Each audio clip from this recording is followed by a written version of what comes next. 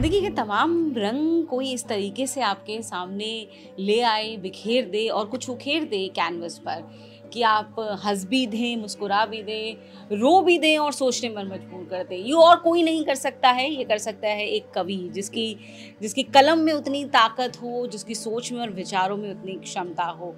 शैलेश लोढ़ा किसी परिचय के आज की डेट में मोहताज नहीं है। शैलेश जी को पूरी दुनिया आज की तारीख में जानती है। न सिर्फ सशक्त लेखनी के मालिक हैं वो, आप अदाकारी की बात करें, आप हर मंच पर, हर संभव विषय पर अपने विचार रखने की बात करें, शैलेश जी का नाम उस लिहाज से हर कोई जानता है। शैलेश जी बहुत-बहुत स्वागत है। धन्यवाद रीमा। शैलेश जी, काव्य का सिलसिला लंबे वक्त से चल रहा है, तो लोग ये जानना चाहेंगे कि एक वक्त होगा जब शैलेश जी ने पहली बार सोचा होगा कि मुझे कविता लिखनी है। पहली कविता कब लिखी थी जीवन की? नहीं, सोचा नहीं, वो लिखा तो पता चला ये कविता है। अच्छा, ये ऐसा ही हुआ था। क्या वक्त था वो? मैं रहूंगा 8-9 साल का। 8-9 साल में हाँ, पहली कविता? 9-10 साल। अच्छा। और मतलब वो तुकबंदी वगैरह। 11 बरस की उम्र में तो जब एक दिन में बैठ के वो लिखी तो 10-12 कविताएं एक साथ फूट पड़ी, तो वो ईश्वर प्रदत्त है, वो खुदादाद अच्छा। सलाहियत जिसे कहते हाँ। हैं वो है। और वो लिखी गई और 30 सितंबर, इसी सितंबर के महीने में सीधा अखिल भारतीय कवि सम्मेलन।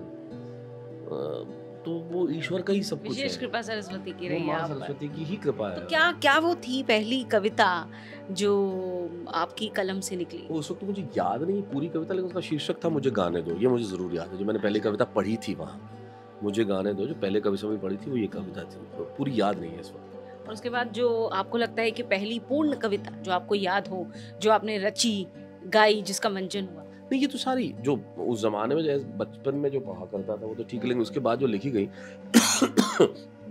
मैं हमेशा ये कहता हूँ मैं इस बॉडी में एक ओल्ड सोल हूँ। तो मैं शायद जब 10-11 साल का भी था तो ऐसा लगता था कोई 20-22 साल का लिख रहा होता, और मुझे पता नहीं कैसे। मतलब ये सिर्फ और सिर्फ ईश्वर का चमत्कार है।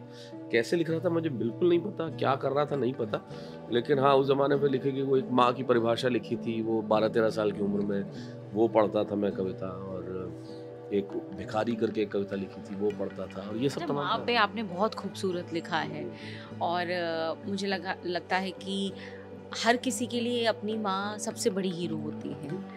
और आपने निजी तौर पर भी आपकी जो आस्था है अपनी माता जी में और उनका जो संघर्ष रहा है जीवन में, उसे बड़ी खूबसूरती से आपने बताया है। तो कोई कविता जो पहली अपनी माँ के संघर्ष से, जीवन से प्रेरित होकर के आपने जो रची? देखिए, मैं ये समझता हूँ कोई उनके संघर्ष से प्रेरित होकर मैंने कुछ रचा है ना रचा, लेकिन जीवन में जो कुछ है वो उन्हीं दोनों के संघर्षों के और उनके आशीर्वाद की बदौलत। उनके संघर्ष देखे हैं मैंने आंखों से। मैंने देखा है कैसे एक निम्न मध्यम वर्गीय परिवार कैसे परिवार चलाता है और किन हालातों में चलाता है, और कैसे सपने देखना बंद कर देता है।